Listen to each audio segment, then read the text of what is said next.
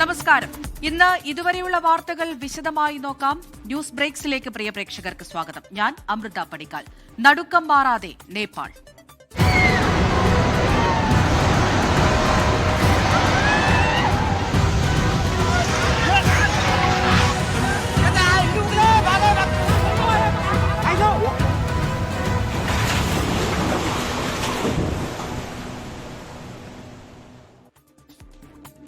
മിന്നൽ പ്രളയത്തിൽ നേപ്പാളിൽ മരണസംഖ്യ ഉയരുന്നു.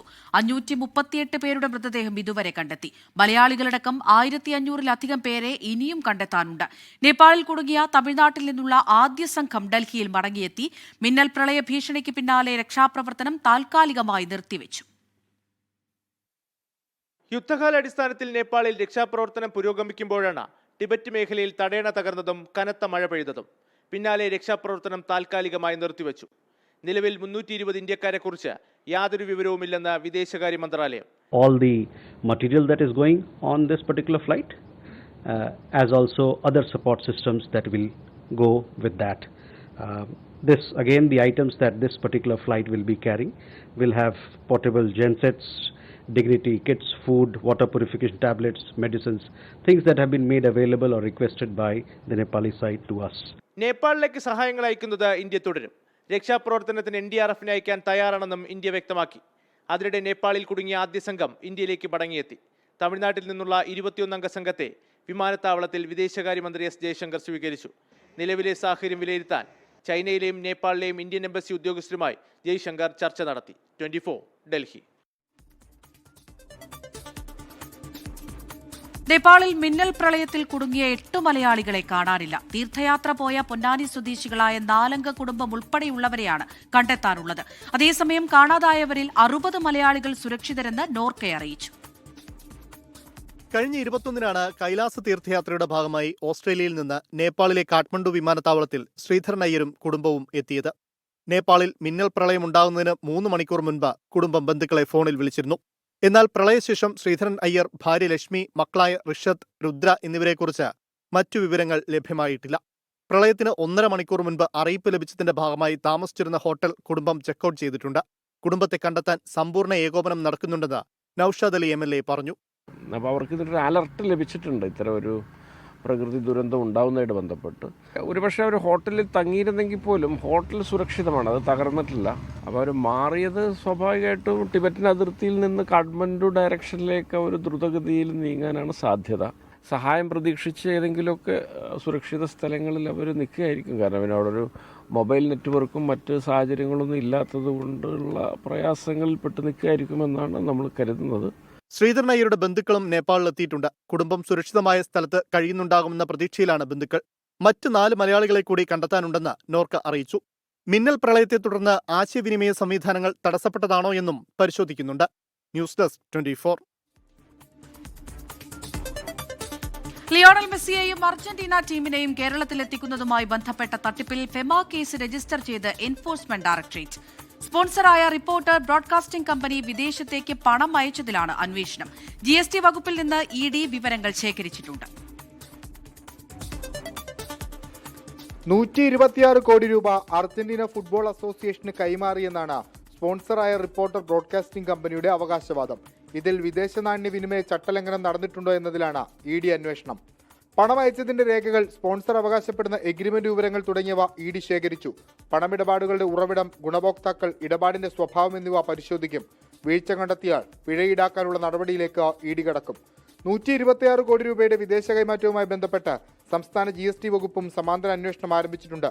വിജിലൻസോ മറ്റേതെങ്കിലും ഏജൻസിയോ കേസ് രജിസ്റ്റർ ചെയ്താൽ PMLA ആക്ട് പ്രകാരമുള്ള അന്വേഷണത്തിലേക്ക് EDക്ക് കടക്കാം. 24 കൊച്ചി. പ്രതിപക്ഷ ഉപനേതൃ പദവിയിൽ CPI-യുമായി ചർച്ചയില്ല എന്ന പ്രതിപക്ഷ നേതാവ് പിണറായി വിജയന്റെ നിലപാടിന് വിരുദ്ധമായ പ്രതികരണവുമായി LDF കൺവീനർ TP രാമകൃഷ്ണൻ.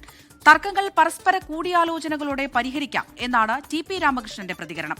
വിഷയത്തിൽ വിട്ടുവീഴ്ചയ്ക്കില്ലാതെ CPIM-ഉം CPI-യും ഉറച്ചു നിൽക്കുന്നതിനിടെ ഇരു പാർട്ടികളുടെയും കേന്ദ്ര നേതൃത്വങ്ങളുടെ ഇടപെടൽ ഉടനുണ്ടായേക്കും. ഇത് LDF-ന്റെ ഉപനേതാവ് എന്ന് പറയുന്നത് LDF നേതാവ് എന്ന നിലക്ക് സ്പീക്കർ പറഞ്ഞത് ഒരു കത്ത് കൊടുക്കേണ്ട കാര്യം മാത്രമേ ഉള്ളൂ. ആ കത്ത് ഞാനാണ് എഴുതി കൊടുക്കേണ്ടത്. അത് കൊടുത്താൽ ഉപനേതാവ് വരും. അതിലൊരു സംശയമില്ല, CPM നേതാവിന്റെ പേരായിരിക്കും. പ്രതിപക്ഷ ഉപനേതൃപദവിയിൽ മുൻപ് പിണറായി വിജയൻ നടത്തിയ ഈ പ്രതികരണമാണ് CPIയെ ഏറെ പ്രകോപിപ്പിച്ചത്. ചർച്ചയ്ക്കില്ലെന്ന പിണറായി വിജയന്റെ നിലപാടിന് വിരുദ്ധമാണ് ഇന്ന് LDF കൺവീനർ നടത്തിയ പ്രതികരണം. പ്രതിപക്ഷ ഉപനേതൃത്വ പദവി കഴിഞ്ഞ ഘട്ടങ്ങളിൽ CPM വഹിച്ചിരുന്ന ഒരു പദവിയാണ്. VS മുഖ്യമന്ത്രിയായിരുന്ന പ്രതിപക്ഷ നേതാവായിരുന്ന സന്ദർഭത്തിൽ കോടിയേരി ബാലകൃഷ്ണൻ ഉപനേതാവാണ്. അതിൽ നിന്ന് വ്യത്യസ്തമായി CPI ഒരു പുതിയ ആവശ്യം ഉന്നയിച്ചു. അതാണല്ലോ തർക്കവിഷയം. പ്രതിപക്ഷ നേതാവ് ഒരു തീരുമാനത്തിൻ്റെ അടിസ്ഥാനത്തിൽ പറഞ്ഞൊരു കാര്യമാണ്. നേരത്തെയുള്ള ഒരു തീരുമാനത്തിന്റെ അടിസ്ഥാനത്തിൽ പറഞ്ഞൊരു കാര്യം. വിഷയത്തിൽ മുന്നണിക്കുള്ളിലെ ആശയക്കുഴപ്പം വ്യക്തമാക്കുന്നതാണ് പ്രതികരണം. ചർച്ചയാകാമെന്ന് പറയുമ്പോഴും CPM വഹിച്ചിരുന്ന പദവിയിൽ മാറ്റം വരുത്താൻ തീരുമാനമെടുത്തിട്ടില്ലെന്നും LDF കൺവീനർ. അതേസമയം പ്രതിപക്ഷ ഉപനേതൃപദവിയിൽ CPMഉം CPIയും ഉറച്ചു നിൽക്കുകയാണ്. അവസാനഘട്ടത്തിൽ പ്രശ്നപരിഹാരത്തിനായി വീണ്ടും കേന്ദ്ര നേതാക്കളുടെ ഇടപെടൽ പ്രതീക്ഷിക്കുകയാണ് രണ്ടു പാർട്ടിയിലെയും നേതാക്കൾ. വിട്ടുവീഴ്ചയ്ക്ക് CPIM തയ്യാറായില്ലെങ്കിൽ കടുത്ത നടപടികളിലേക്ക് CPI കടന്നേക്കും. 24 തിരുവനന്തപുരം. സോണിയാഗാന്ധിയുടെ ആത്മകഥാ പ്രസിദ്ധീകരണത്തെ ചൊല്ലി വിവാദം. Belonging A journey of love എന്ന പുസ്തകത്തിന്റെ ഇന്ത്യയിലെ പ്രസിദ്ധീകരണത്തിൽ നിന്ന് പെൻഗ്വിൻ റാൻഡം ഹൌസ് പിന്മാറി. കേന്ദ്ര നയങ്ങളെ വിമർശിക്കുന്ന ഭാഗം ഒഴിവാക്കാൻ സോണിയാഗാന്ധി തയ്യാറാകാത്തതാണ് പിന്മാറ്റത്തിന് കാരണമെന്നാണ് സൂചന. കേന്ദ്ര സർക്കാർ നയങ്ങൾക്കെതിരായ വിമർശനങ്ങളും ഇന്ത്യ ചൈന അതിർത്തി തർക്കത്തെക്കുറിച്ചുള്ള പരാമർശങ്ങളും പുസ്തകത്തിൽ നിന്ന് ഒഴിവാക്കാൻ പ്രസാധകർ ആവശ്യപ്പെട്ടതാണ് തർക്കത്തിന് വഴിവെച്ചതെന്നാണ് റിപ്പോർട്ടുകൾ. ഉള്ളടക്കത്തിൽ മാറ്റങ്ങൾ വരുത്താൻ സോണിയാഗാന്ധി വിസമ്മതിക്കുകയായിരുന്നു. എന്നാൽ മാറ്റങ്ങൾ വരുത്താത്തതിനാലാണ് പിന്മാറ്റം എന്ന വാർത്ത പെൻഗ്വിൻ റാൻഡം ഹൌസ് തള്ളി.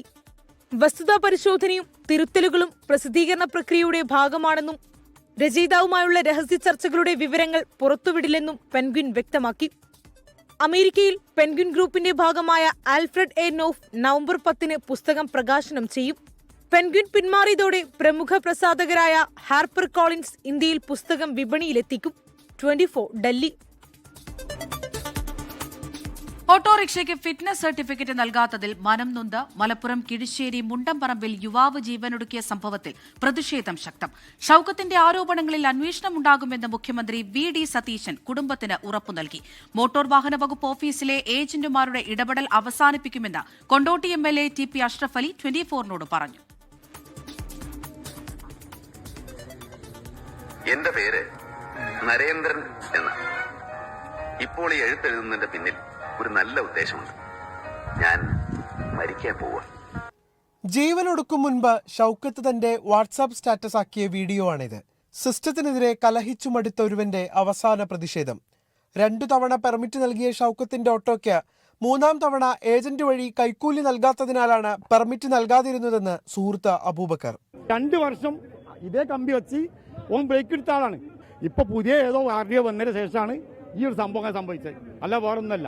RTO ഓഫീസുകളിലെ ഏജന്റുമാരുടെ ഇടപെടൽ അവസാനിപ്പിക്കുമെന്ന് കൊണ്ടോട്ടി MLA TP അഷ്റഫ് അലി. ഈ പരിശോധന പൂർത്തീകരിക്കുമ്പോൾ ഇത്തരം അപാകതകൾ വന്നിട്ടുണ്ടെങ്കിൽ ഏജന്റുമാരില്ലാതെയും പൊതുജനങ്ങൾക്ക് സർക്കാർ സർവീസ് ലഭ്യമാക്കാനുള്ള ആധുനികമായ മാർഗങ്ങൾ തീർച്ചയായും സർക്കാർ അവലംബിക്കും, അതിൽ സംശയമൊന്നുമില്ല. ഈ റിപ്പോർട്ടിൻ്റെ അടിസ്ഥാനത്തിൽ നടപടി ഉണ്ടാകും. ഞങ്ങളെല്ലാം അതിനുവേണ്ടി ശക്തമായി നിലകൊള്ളുമെന്നുള്ള കാര്യത്തിൽ തർക്കമില്ല. ഷൌക്കത്തിന്റെ കുടുംബത്തെ ഫോണിൽ ബന്ധപ്പെട്ട് മുഖ്യമന്ത്രി VD സതീശൻ ആശ്വസിപ്പിച്ചു. ആരോപണങ്ങളിൽ നടപടിയും അന്വേഷണവും ഉണ്ടാകുമെന്ന് ഉറപ്പ്. RTO ഓഫീസിലെ ഉദ്യോഗസ്ഥ വീഴ്ചയ്ക്കെതിരെ N പ്രശാന്ത് IAS രംഗത്തെത്തി. അധികാരം മനുഷ്യരുടെ തലയ്ക്ക് അഹങ്കാരത്തിന്റെ കിക്ക് കയറ്റുന്നുവെന്നും അതിന്റെ ഒടുവിലത്തെ ഉദാഹരണമാണ് ഷൌക്കത്തിന്റെ ആത്മഹത്യയെന്നും പ്രശാന്ത് ഷൌക്കത്തിന്റെ ഫേസ്ബുക്ക് പോസ്റ്റിന് താഴെ കമന്റായി രേഖപ്പെടുത്തി. ഷൌക്കത്ത് യുക്തിവാദിയെന്നും പള്ളിക്കാട്ടിൽ മറവ് ചെയ്യരുത് എന്നുമുള്ള യൂത്ത് ലീഗ് ദേശീയ സെക്രട്ടറി CK ഷാക്കിറിന്റെ ഫേസ്ബുക്ക് പരാമർശം വിവാദമായി. പിന്നാലെ പോസ്റ്റ് പിൻവലിച്ചു. 24 മലപ്പുറം. മലപ്പുറം കിഴിശ്ശേരിയിൽ ഓട്ടോ ഡ്രൈവർ ഷൌക്കത്ത് ജീവനൊടുക്കിയ സംഭവത്തിൽ സർക്കാരിനെതിരെ രൂക്ഷ വിമർശനവുമായി പ്രതിപക്ഷ നേതാവ് പിണറായി വിജയൻ. സംഭവം അങ്ങേയറ്റം ദൌർഭാഗ്യകരവും പ്രതിഷേധാർഹവുമെന്ന് പ്രതിപക്ഷ നേതാവ്. ഏജന്റ് മാഫിയകൾക്കും അഴിമതിക്കാരായ ഉദ്യോഗസ്ഥർക്കും സർവ്വസ്വാതന്ത്ര്യവും നൽകി സാധാരണക്കാരായ തൊഴിലാളികളുടെ വയറ്റത്തടിക്കുന്ന നയമാണ് സംസ്ഥാന സർക്കാർ സ്വീകരിക്കുന്നത്.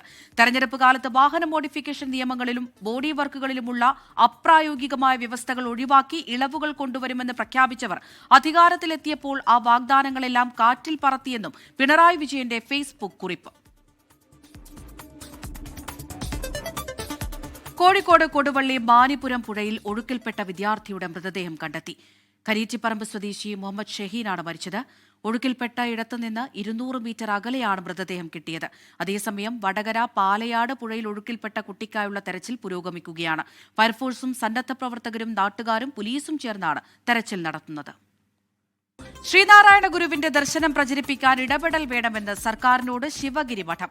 ഗുരുദേവന്റെ പേര് ഏതെങ്കിലും വിമാനത്താവളത്തിന് നൽകണമെന്ന് ശ്രീനാരായണ ധർമ്മസംഘം ട്രസ്റ്റ് പ്രസിഡന്റ് സ്വാമി സച്ചിദാനന്ദ ആവശ്യപ്പെട്ടു.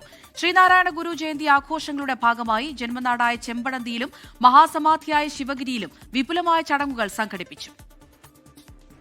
ദൈവദശകം പ്രാർത്ഥനാഗാനമായി ഉൾപ്പെടുത്തണം. പാഠ്യപദ്ധതിയിൽ ഗുരുവിനെ കുറിച്ച് വേണം. ഗുരുവിന്റെ വിശ്വദർശനം പകർന്നു നൽകാൻ സർക്കാർ സംവിധാനമൊരുക്കണമെന്നും ശിവഗിരി മഠം. തിരുവനന്തപുരത്തിനോ കൊച്ചിക്കോ അല്ലെങ്കിൽ മലബാറിൽ കണ്ണൂരിനോ കോഴിക്കോടിന് ഒരു വിമാനത്താവളത്തിന് ശ്രീനാരായണ ഗുരുവിന്റെ പേര് നൽകുവാൻ ഇന്നത്തെ ഗവൺമെന്റ് ആവശ്യമായ നടപടികൾ എടുക്കണമെന്ന് ശിവഗിരി മഠം ഈ അവസരത്തിൽ അഭ്യർത്ഥിക്കുകയാണ്. തിരുജയന്തി ആഘോഷങ്ങളുടെ ഭാഗമായി മഹാസമാധിയായ ശിവഗിരിയിൽ നടന്ന ചടങ്ങിലായിരുന്നു സ്വാമി സച്ചിദാനന്ദ ഈ ആവശ്യങ്ങൾ മുന്നോട്ട് വച്ചത്. ചടങ്ങ് നിയമസഭാ സ്പീക്കർ തിരുവഞ്ചൂർ രാധാകൃഷ്ണൻ ഉദ്ഘാടനം ചെയ്തു. മനുഷ്യൻ ഏത് മതത്തിൽപ്പെട്ടവരായാലും മനസ്സിലും ചിന്തയിലും വാക്കിലും പ്രവൃത്തിയിലും നന്നാകണം എന്നതായിരുന്നു മതമേതായാലും മനുഷ്യൻ നന്നായാൽ മതി എന്ന ഗുരുദേവന്റെ അരുളിപ്പാട്. ആ മഹാനുഭാവന്റെ ആദർശത്തിനു വേണ്ടി പുനരർപ്പണം ചെയ്യുവാനുള്ള അവസരമാണ് അദ്ദേഹത്തിന്റെ ജീവിതത്തിലെ പ്രധാന ദിനങ്ങൾ. അദ്ദേഹത്തിന്റെ ഗുരുദേവന്റെ സ്വപ്നങ്ങൾ സാക്ഷാത്കരിക്കുന്നതിന് വേണ്ടി നമുക്ക് ഒരുമിച്ച് നീങ്ങാം. ശിവഗിരി മഠം സംഘടിപ്പിച്ച പ്രത്യേക ചർച്ചാ സംവാദ പരിപാടി മന്ത്രി എം ലിജു ഉദ്ഘാടനം ചെയ്തു. വൈകിട്ട് ശ്രീനാരായണ ഗുരുവിന്റെ ജന്മസ്ഥലമായ ചെമ്പഴന്തിയിലും വിപുലമായ ആഘോഷ പരിപാടികൾ സംഘടിപ്പിച്ചിട്ടുണ്ട്. മുഖ്യമന്ത്രി വി ഡി സതീശൻ ഉദ്ഘാടനം ചെയ്യും. ആഘോഷങ്ങളുടെ ഭാഗമായി ചതയദിന ഘോഷയാത്രകളും നടക്കും. 24 തിരുവനന്തപുരം. സംസ്ഥാനത്തെ 5 ദേവസ്വം ബോർഡുകളിൽ ഒരു പ്രസിഡന്റ് സ്ഥാനം പട്ടികജാതി വിഭാഗത്തിന് നൽകണമെന്ന് കൊടിക്കുന്നിൽ സുരേഷ് എം പി. തിരുവനന്തപുരത്ത് അയ്യങ്കാളി ജയന്തി ദിനാഘോഷത്തോടനുബന്ധിച്ച ചടങ്ങിലാണ് കൊടിക്കുന്നിൽ സുരേഷ് ഈ ആവശ്യം ഉന്നയിച്ചത്. ഇപ്പോഴും ചില ക്ഷേത്രങ്ങളിൽ ദളിതർക്ക് പ്രവേശനമില്ല എന്ന് ചടങ്ങിൽ പങ്കെടുത്ത ദേവസ്വം മന്ത്രി കെ മുരളീധരനും പറഞ്ഞു. തിരുവനന്തപുരം വെള്ളയമ്പലത്ത് നടന്ന അയ്യങ്കാളി ജയന്തി ആഘോഷത്തിലാണ് കൊടിക്കുന്നിൽ സുരേഷ് എം പിയുടെ പ്രതികരണം. ചരിത്രം തിരുത്തിയെഴുതാൻ തയ്യാറാകണമെന്നും ദേവസ്വം മന്ത്രി കെ മുരളീധരൻ വേദിയിലിരിക്കെ കൊടിക്കുന്നിൽ സുരേഷ് ഒരു യുഗത്തിലേക്ക് പോകാൻ ശ്രമിക്കുന്ന അതിനുവേണ്ടിയുള്ള പ്രവർത്തനങ്ങൾക്ക് തുടക്കം കുറിച്ചിരിക്കുന്ന വി ഡി സതീശൻ ഗവൺമെന്റ് തീർച്ചയായും ചരിത്രം തിരുത്തിയെഴുതാം. ഞങ്ങൾക്ക് പട്ടികജാതി വിഭാഗത്തിൽപ്പെട്ടവർക്ക് ഈ 5 ദേവസ്വം ബോർഡിൽ എവിടെയെങ്കിലും ഒരു പ്രസിഡന്റ് സ്ഥാനം ഒരു ടൈമെങ്കിലും എല്ലാ കാലത്തും വേണമെങ്കിലും പറയുന്നില്ല. ആ പദവിയിൽ ഇരിക്കാൻ ഞങ്ങൾക്ക് അർഹതയുണ്ട്. അത് പരിഗണിക്കണം എന്നാണ് എനിക്ക് ഈ അവസ്ഥയിൽ പറയാറ്. കൊടിക്കുന്നിൽ സുരേഷ് എം പിയുടെ ആവശ്യം തള്ളാതെ ദേവസ്വം മന്ത്രി കെ മുരളീധരൻ. ഇനി ഒരു കൊല്ലത്തേക്ക് ഇപ്പോഴത്തെ സ്റ്റാറ്റ്യൂട്ടറി ബോർഡ് തന്നെ കണ്ടിന്യൂ. അതിനിടയ്ക്ക് നമുക്ക് ആലോചിക്കാൻ സമയമുണ്ട്. അതൊരു സീനിയർ നേതാവ് കൂടിയാണല്ലോ. അതുകൊണ്ട് അധികം പറയുന്നതിനെ അങ്ങനെ തള്ളാൻ ഗവൺമെന്റിന് കഴിയില്ല. അധസ്ഥിത ജനതയെ പൊതുരംഗത്തേക്ക് കൈപിടിച്ചുയർത്തുകയാണ് സർക്കാരിന്റെ ലക്ഷ്യമെന്ന പട്ടികജാതി പട്ടികവർഗ വകുപ്പ് മന്ത്രി കെ എ തുളസിയും പറഞ്ഞു. വെള്ളയമ്പലം അയ്യങ്കാളി സ്ക്വയറിൽ രാവിലെ മന്ത്രിമാരും ജനപ്രതിനിധികളും അയ്യങ്കാളി പ്രതിമയിൽ പുഷ്പാർച്ചന നടത്തി.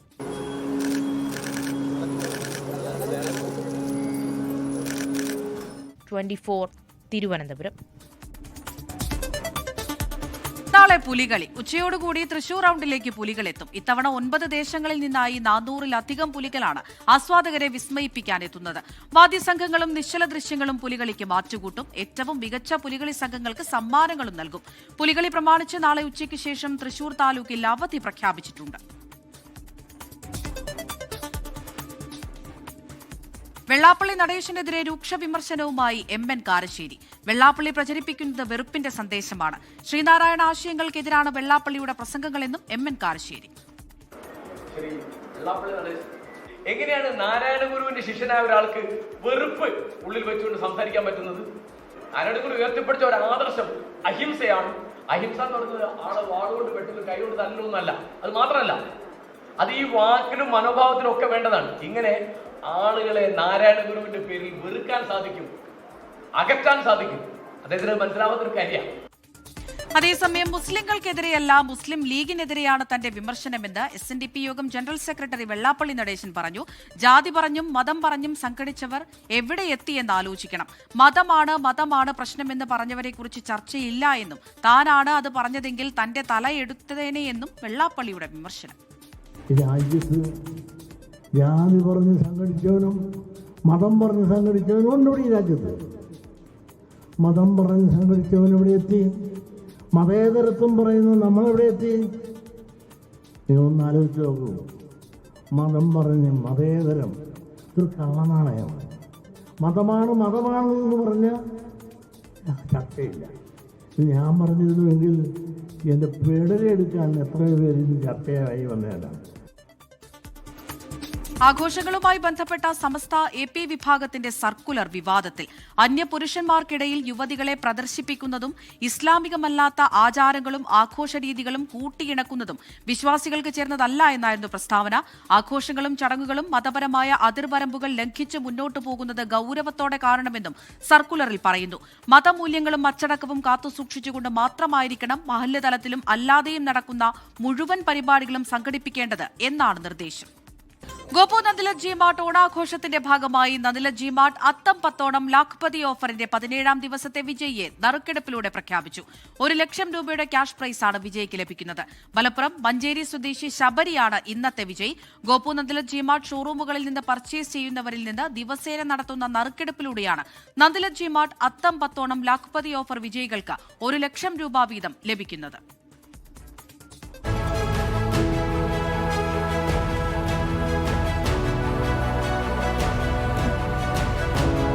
ഇന്നത്തെ വിജയി ശബരിയാണ്. കൂപ്പൺ നമ്പർ വരുന്നത് 32447. Coupon number 32447. ശബരി പർച്ചേസ് ചെയ്തിട്ടുള്ളത് മഞ്ചേരി ബ്രാഞ്ചിൽ നിന്നാണ്. ഗോപു നന്ദിലത് ജി മാർട്ട് മഞ്ചേരി ബ്രാഞ്ചിൽ നിന്നാണ് പർച്ചേസ് ചെയ്തിട്ടുള്ളത്. So congratulations.